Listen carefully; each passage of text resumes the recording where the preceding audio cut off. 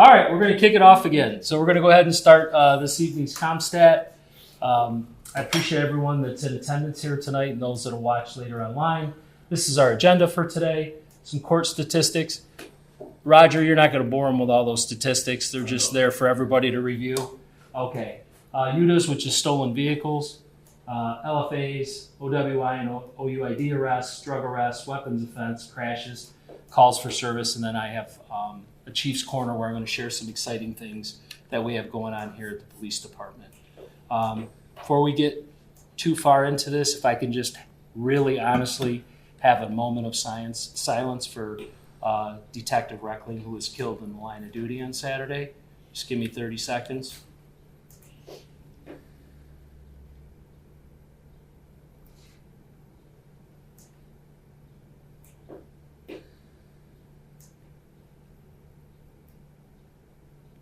Thank you very much. I appreciate it. That his death really kind of ties into our stolen vehicles, right? It's not just that kids are taking vehicles and joyriding them. We're having now police officers who are being murdered in the line of duty, trying to apprehend those that are stealing those vehicles. So our thoughts and prayers are certainly with Detective Reckling's family and all of our colleagues up at the Oakland County Sheriff's Department. Civil infraction statistics. I'm a big person on data-driven decisions. These will all be on our website and available for everybody to view. And I bought the biggest TV that I could with the budget, and it's still, I see Vince squinting over there, so may not be enough. Let me get this out of the way. But of course, I hit something. See how it goes. Jeez. Sorry. They're Kogels on the end of my hand here. So some of the work that Roger's been doing here, of course, now it doesn't want to advance. Let me take a quick moment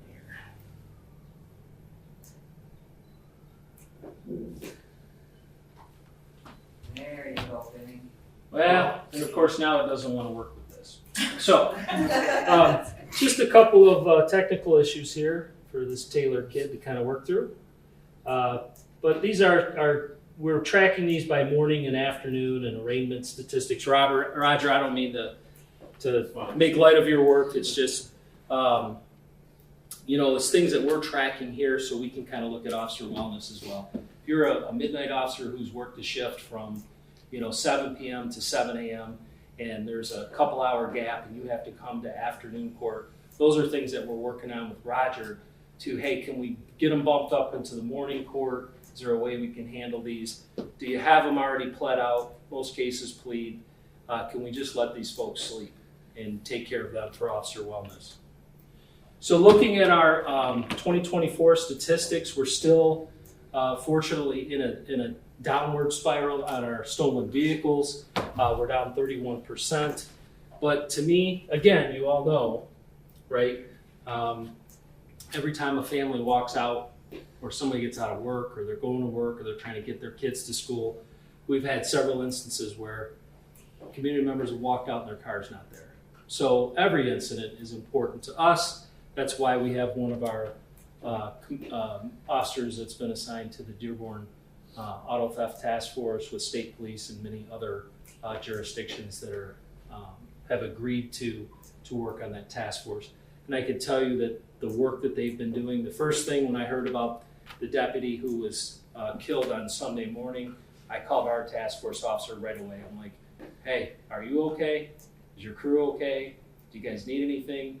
Do we need to step up and send any personnel their way? How can we help, right? And our team was aware of that group that deputy was following. So very tragic all the way around, but we're still in 31% down is pretty significant. We're tracking it. I will tell you our police officer is doing a phenomenal job getting out in the neighborhoods.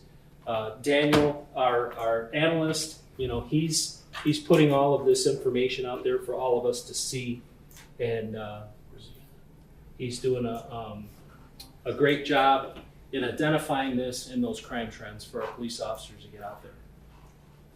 Any questions on this at all? If you don't mind, just what's your BAA? Unlawful driving away of an automobile. Yep, yeah. Some people will refer, what's the Grand Theft Auto? There's so many different acronyms for it. So my apologies, UTA is unlawfully driving away an automobile. Thank you. Yep.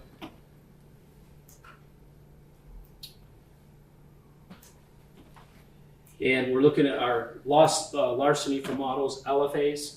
So that's when somebody enters a vehicle, whether it's with force or the vehicle has been left unlocked, and something's taken from it. Again, we're seeing corresponding numbers here. So I've been doing this for 32, working on my 33rd year. Somebody's been jailed, right? Someone's doing some time, someone's locked up on bond. That's a significant number, 30% being down on both our UTAs and our larceny from autos. So what's gonna happen when their sentence is over or they're released from jail on bond? Those numbers will probably start ticking up until we identify them and put them back into the system. My hope is that they would stop stealing things and other people's properties, but that'd be great.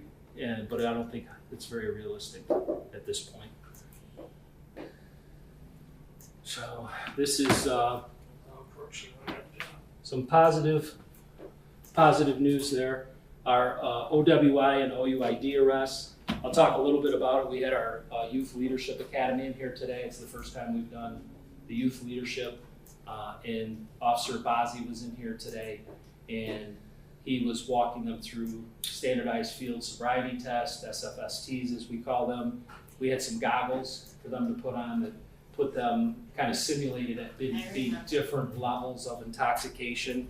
And we had to have people standing next to them because, you know, the impairment was so significant. And just the kids are having a great time. But the reality is we have a lot of people right now out there that are drinking and driving. Last year at this time we had 49 arrests for drunk or drug driving. This year we're at 200.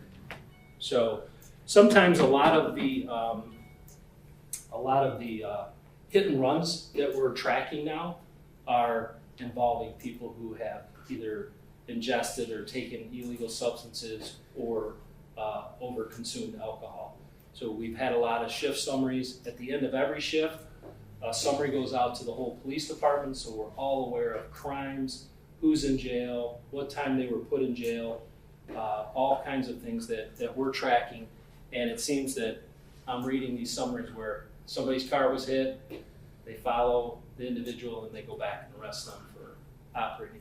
By age, are those mostly young people? Believe it or not, no.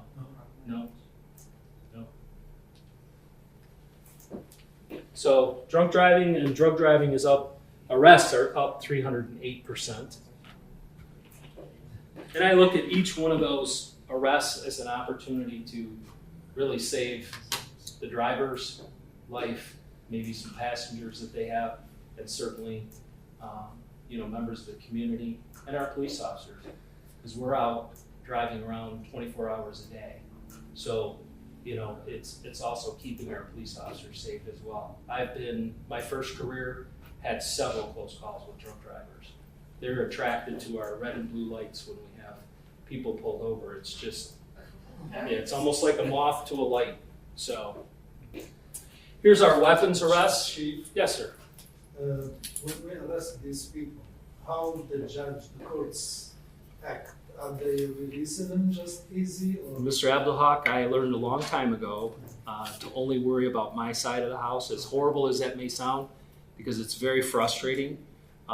If we feel that there should be a certain consequence and there's not, you could drive yourself bananas. Yeah. So I think that, their record will have to speak for themselves, as far as any judge in any jurisdiction. So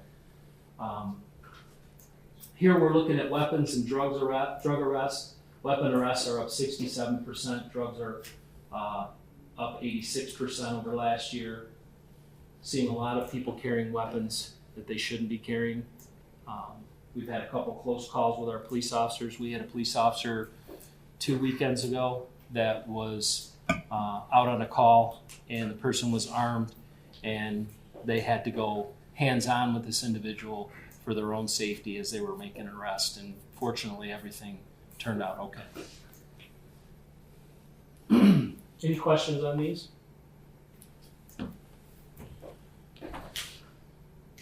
This is very alerting that it's going up 67%. People Yeah. carrying weapons. Yeah. It's very alerting. We have a lot of firearms in our property room, a lot. Some of them are still held over from COVID, where a lot of people went out and bought guns for the first time, and they thought, well, since I bought it and I filled out all the paperwork, I can just carry it with me wherever I want, and that's not the case, obviously, right? We're looking at auto crashes here. They're relatively stable. There's 35 or so more, 5% increase in traffic crashes. We not only are reporting out on the traffic crashes themselves, but what's the cause? Because for every traffic crash that's on a public roadway, we have to fill out a very detailed list called a UD10 crash report that goes to the state police. So a lot of ours are rear end, side swipes. It's not something necessarily that we can tackle with the 3 E's, right? The engineering, the education, and it's just going to come down to enforcement. But how do we, as we're driving down the road, we're in marked patrol cars, most people are putting that stuff down when they see us and they're cognizant of us being around. Ford and John Daly is the top traffic crash intersection year to date. Yesterday during our regular COMPSTAT, we had 8 traffic crashes there in the month of May. So even though it's our top, right, it's our top traffic crash intersection, and I wish we didn't have any, we've had 33 there year to date. Any recommendation by the police department? Any recommendation? Why we have that number? Is it because more engineering? Yeah, it's so right now I believe. Entrance and the exits. So yeah, he didn't cover that. But yesterday in our department COMPSTAT, we covered what is the top causes right there, and I don't want to misspeak, but I want to believe that was it was an angle, so people are turning left in front of oncoming traffic, and then the next cause there was rear end collision. It's that distracted driving. And most of the time when I drive through there, I do see our police officers there. They're very cognizant of this. The reason we're doing the public COMPSTAT is for you to all kind of see what's going on at the police department and what we're dealing with. The reason for having internal COMPSTAT or accountability meetings are to share all this information with our staff. So they're looking at this. We also run repeat runs. So they're looking every Tuesday, I believe it is, or every third Tuesday, they get a run for how many times have we been to repeated addresses. So there's an address, and then there's all the calls for service that we've been there. Vista Maria is our top location, right? So we thought, some staff members said, "Hey, Chief, I think that's a state facility. Why shouldn't we just have the state police go to that, right?" So Captain Hatton and Lieutenant Paulus, we assigned them to go over to Vista Maria and meet with staff. It's not a state facility. It's actually a private facility that people get assigned to. And because of the rule changes from the state, as far as going hands-on with individuals, that's what's prompted a significant increase in our calls for service there, because of their rules prohibit them from stopping someone from leaving. So we get a lot of runaway calls there as well. So it's ours, it's in our jurisdiction. We just have to find the best way to communicate with the staff there. So we'll be sending them those monthly reports that say, "Hey, this is how many times we were here." And to their credit, they say, "You're our last resort. You're the last phone call that we make, because we understand that we're a drain on your resources." But the idea behind those repeated calls for service, there are homes in our community that we go to over and over and over. Now, the old model is, hey, just keep going there, right? And what we're instituting here is the community policing model, where someone says, "This is a problem. This is a lot of resources that we, are expending coming to this home. Are there mental health services that we can provide for this individual? Is it a neighbor trouble? We have a lot of neighbor troubles, right, where people are not getting along. There's a mediation program right here in Dearborn with trained mediators. So let's get those folks into mediation, or at least try, right, to get neighbors to communicate with each other and maybe deal with the problems on their own. So those are some of the things that we're working at. Yes, Angela? What are you guys doing in like all these Airbnbs? Like I have one next door to me, and I called you guys probably 8 times in 1 week. Yeah. So what are we doing with something like that? Because we have no ordinance or no enforcement or anything for that goes on. Yeah, so as from the police perspective, come on up, Raj. From the police perspective, we look at it as, are there any ordinance violations that are being committed? If this is a repeat problem, then I would make that a COP project, and then we would try to work with the homeowners or somebody there to end or at least amend some contracts or whatever. Roger? Yes, and I would add, we drafted a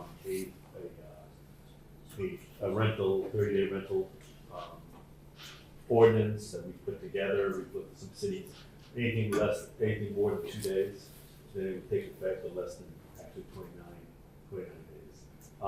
I've looked at what New York has done, Pennsylvania's done, and other cities have put together. So we have it. I've sent it over to Buildings Department to look at, and what we'll do is circulate, get their input on it, and anything else we want to address. And it covers anything they have to have insurance policies. If it does, in fact, the state doesn't have. Who's enforcing it? What's that? Who's enforcing it? It's going to be likely with the police department and the ordinance department. And I have another question. Don't we have an ordinance that we're not supposed to be running businesses out of our homes? Wouldn't that be considered a business? Well, yeah, but the state right now does not have a statewide regulation. It's leaving it for cities. We don't have one that we have does not adequately address all the issues. Like, as I said, like insurance. And some people open up their home for people to come in and stay for a certain period of time to make ends meet. So we're trying to address all those issues with the ordinance. But it is in works. The buildings will give their comment on it, and then we'll get it out to everyone to look at. Thanks, Roger. Vince? I'm just thank you. Waving that weapon around. So I've talked about this on multiple occasions as far as domestic violence, right? Being one of our top crimes, whether it's assault and battery or aggravated assault.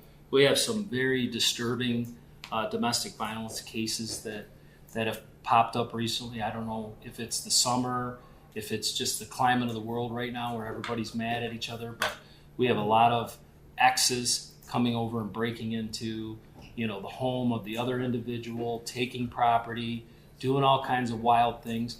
So you can kind of see that bottom category there is, so far this year, we've had 837 family trouble complaints. So that could be, boyfriend, girlfriend, whatever it may be, significant other. A lot of times it's brothers and sisters and siblings. It covers the whole spectrum of family troubles. So that's part of the reason why we're doing this youth academy, is we want to also not only share some of the great things that we have going on in law enforcement and try to get these young folks to be the police one day, but we're also talking about leadership. We're also talking about decisions and really developing them into great citizens. So it's kind of a multifaceted attack. Right now we're working with Roger and the prosecutor's office, because it's so labor intensive. When we make a domestic violence arrest, the process right now is detective has to come in, review all the paperwork. They have to fill out what's called CARPEL, which is the prosecutor's software program that we request all of our warrants and things through. They basically have to retype everything, spend a lot of time on it, and then sit and wait for the warrant to either be granted or denied. And then we take them over and we arraign them in court.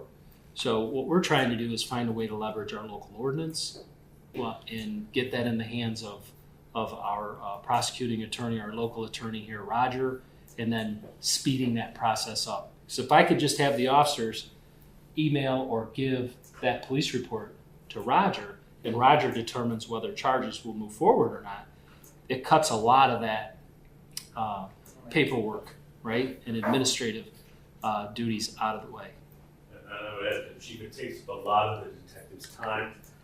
My experience is when I ran the DV, the Domestic Violence Unit at 36th District Court, I was doing about 400 cases a month. We were doing 45 cases a day, 4 bench trials, 1 jury trial a week.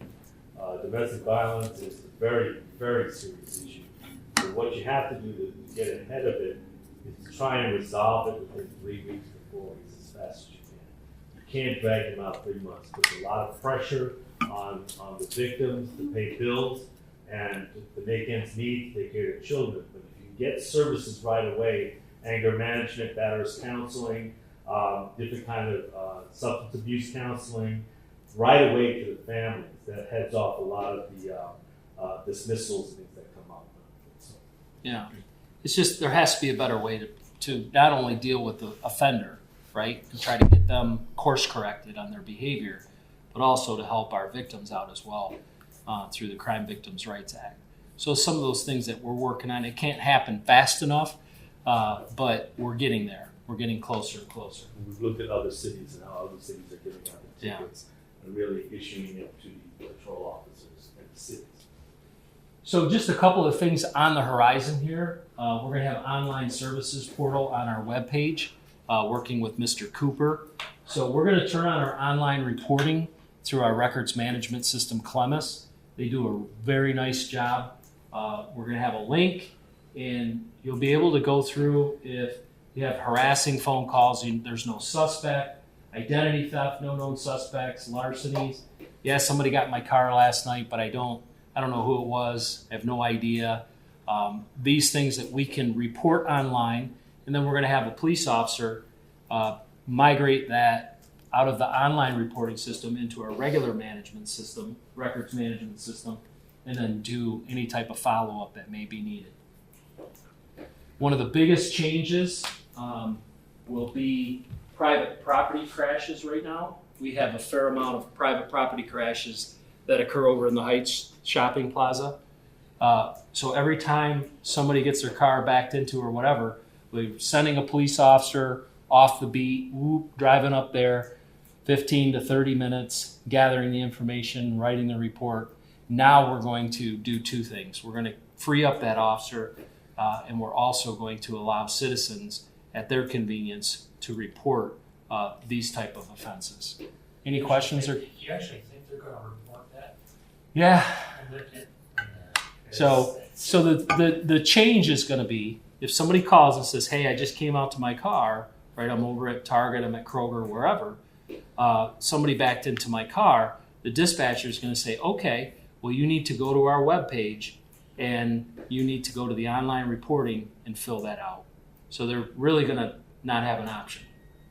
Now, so you're taking a person that's already ticked off, you're going to tick them off more. well, I mean, we have a finite number of resources, and we have to find a better way, right, to in a different way to look at, taking police reports and still providing a service. At the end of the day, it's a civil issue because What do we do about elderly people? They don't. well, certainly, I mean, it's going to be a case by case. If the car's not drivable, I What I'm can't. saying about elderly people who don't like computers and they're Sure. set in ways, and you're not going Yeah. to change it. Yep. I got something to go along with that. I got backed into at Kroger in my minivan. I didn't even own a car a day. I got backed into at Kroger. They made me go to the Taylor police station to file my police report. So me and the elderly lady, we drove and we had to go in person to the Taylor police station. Yeah. And handle So it some that way. departments handle it that way. So my first career, lots of retail out there, right? We stopped responding to non-traffic accidents unless the vehicles were not drivable. The parties were screaming and yelling at each other. They had to go to the Novi Police Department to make that report in the 90s, right? And it's hard because it's a service, but we're not saying we're not going to take it. It's just we're having a different I'm shocked way. that you guys even went out there. So just some of the, not throwing shade at anyone. Right, There's right. just, let's take a fresh look at this, a fresh set of eyes, not do things the way we've always done. We do have that We already pay for that service. Could that be an Yeah. option in case like the elderly lady couldn't? Absolutely. Yeah, Just absolutely. as If a someone, plan A and plan B. yeah, Okay. yep, we're not gonna not Okay. service someone, for sure.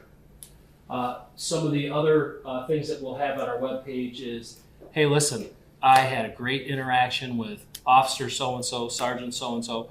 When I called last night to share a concern, your dispatcher so-and-so was, extremely helpful to me, and I really want to share with you that, they need to be recognized for the way they handled this. So we're going to have a quick form for somebody to just, and you may not know. A lot of times people call and say, at 8 o'clock last night, I ran into a police officer over here and they said A, B, and C, right? And it really helped me out. We go through, we look at where people were, we could see body camera and in-car cameras, and then we share that information with our staff members. Now it's going to be even easier with the program that City Council has approved. Tuesday night, they approved the language for Roger to look at it and the mayor and clerk to sign off. But Guardian Tracking is a virtual personnel file. So now if somebody were to call in or send me an email when we get Guardian Tracking up and running, let's say Angela's a police officer here, and somebody sends in a really nice email about the interaction they had with her, I'll be able to take that email, drop it right into her personnel file, write a little note, thank you so much for representing the Dearborn Heights Police Department community in such a positive manner. Boop, I hit send. Angela could be off, she could be in another state, and if she has that Guardian Tracking app on her phone, she's going to get an alert that says, hey, you just had an entry in your personnel file. She'll be able to read it. So some really cool things that we're trying to do to build up staff and recognize them, because at the end of the day, they're doing fantastic jobs out there, right? So we have that going on, and of course, when we fall short and somebody wants to share a concern with us, same thing, right? They're going to have an opportunity to do it online. Yes, you could still come here to the police department, you could still call, we'll fill out the paperwork and put it into our tracking system. So we'll look at all those. And then our directives, starting August 1st, there's a button that I could push on our directives that will make our directives visible to the public. There might be some redactions in there as far as phone numbers and other things, but you'll be able to see probably about 99% of the directives that we will have here at the police department. And we're building them every day to get a complete directives manual. So you will be able to see really the playbook of the police department. These are the guidelines. I don't write policy directives so I can jam up officers. I feel it's very important for all of us to know, what are the rules? What does the boss want? What type of behavior? How am I supposed to operate my body camera? When is it supposed to be actively recording? When can it be in sleep mode? So if I share those rules up front, they are far less likely to violate them, right? So I'm a huge fan of that. And then today, our generation, our new generation of police officers, they're used to short blurbs of information, right? So I'm trying to break up these larger policies into more policies, but shorter ones, if that makes sense. Because who's going to read a 32-page policy on body-worn cameras, in-car cameras, and building video? So I've split those up into 3 different policies. So it makes it a little bit easier for this generation to kind of quickly refer to those directives. Any questions on that? So there will be a link on our website. You hit the button, and you'll be able to see what we can see here at the police department in Power DMS.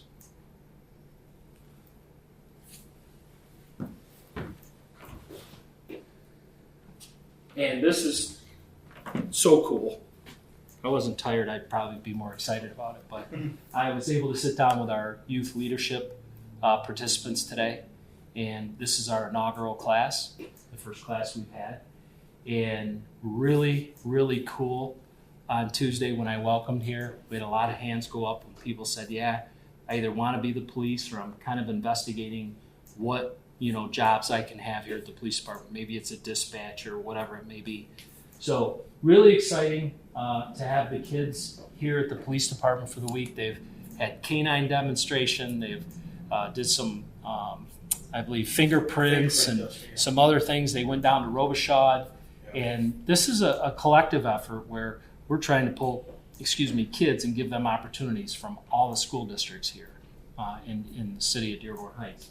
And it's been really, really cool. We got a sponsor for shirts and shorts, and they're coming in here every day, and they're excited about it. So our school resource officers are Officer Hojej, Al-Kafaji, and Officer Bearden, and they have really done a great job with these kids this week. And I spoke a little bit about the goggles, right?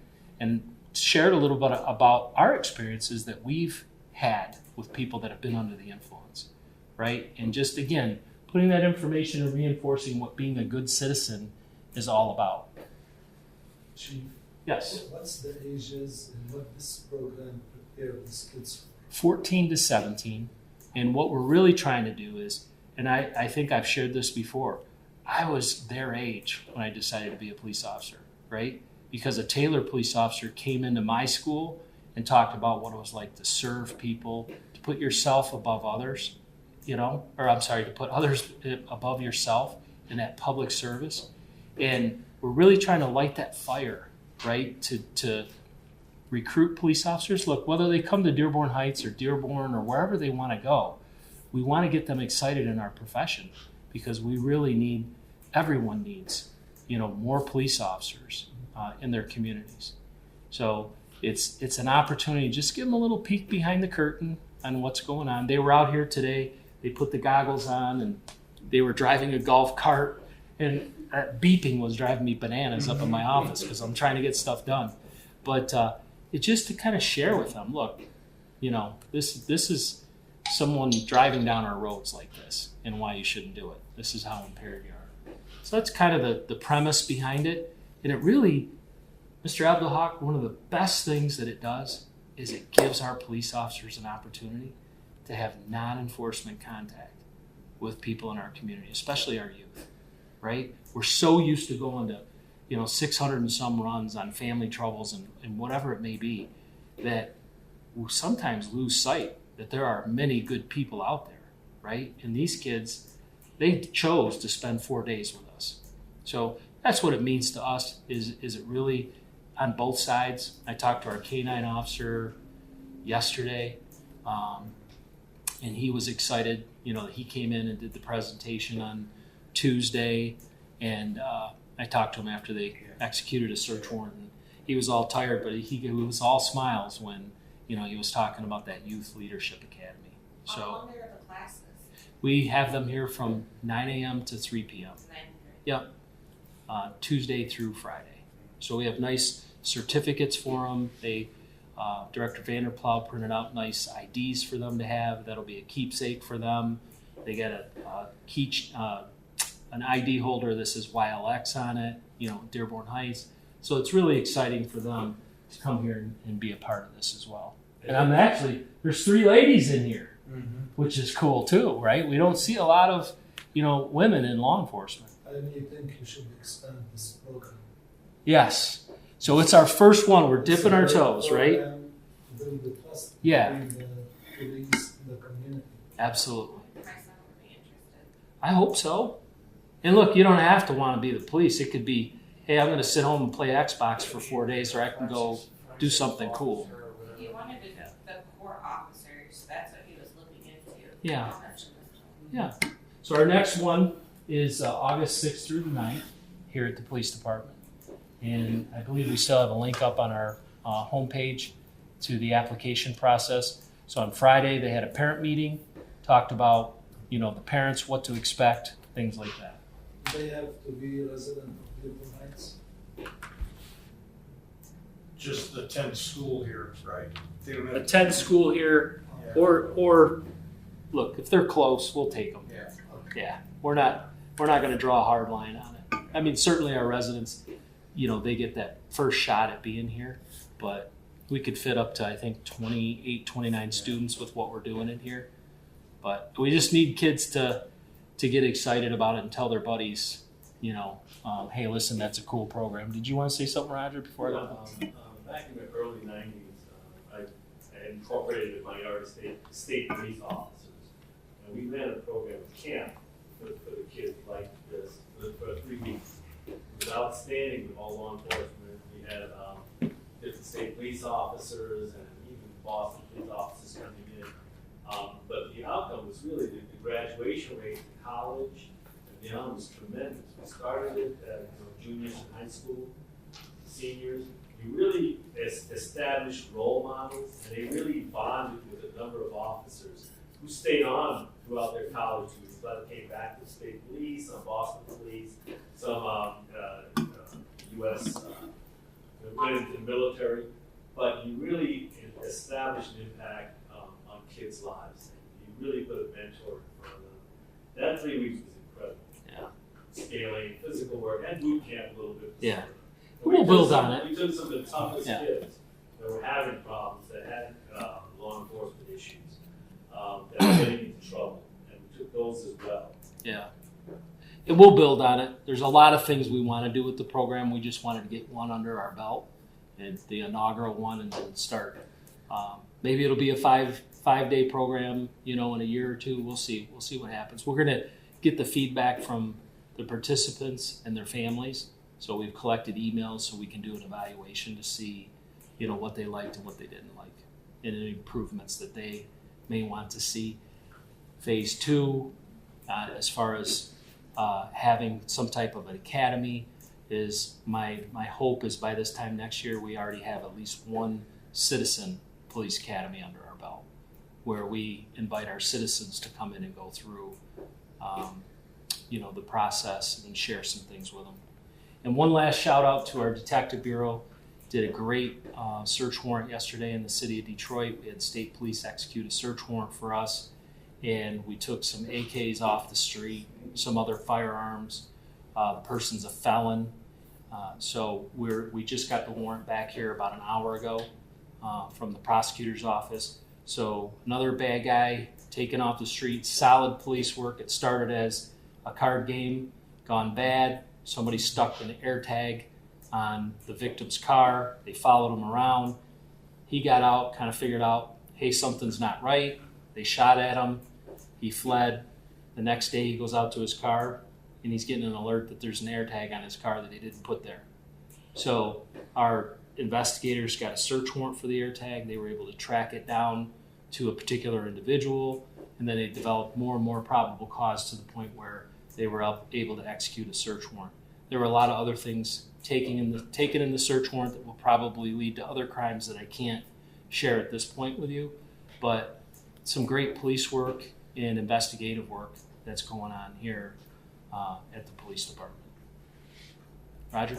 Yeah, Chief, I would add, I've seen we've worked with Access in terms of dealing with overdoses, substance abuse overdoses, and I've seen Access now has the flyers up for their building for substance abuse issues, and we have a tremendous amount of overdoses and families. We want to really encourage the community to keep an eye out for that program, because we want to segue into Dearborn Heights. With overdoses, our firefighters and our police officers are responding to, and they go out now with some of these overdoses, Access workers, and keep track of the family. Yeah. I would also add with our young people, and like what Mr. Abdul talked about, I think we have to really encourage the community to work with the police for our young people. In the early 90s, we set up a program when they had Infidata with Harvard in terms of Palestinian students and Israeli students getting together for a period of time to really work on the differences. And we flew them in. We had a program up in New Hampshire with Amelia Sadat, who's Anwar Sadat's person, one of my clients, but one of Anwar Sadat's oldest daughter. So when you hit young people and you bring young people together, you just have to look at those carnivals and those festivals we have and see the different groups.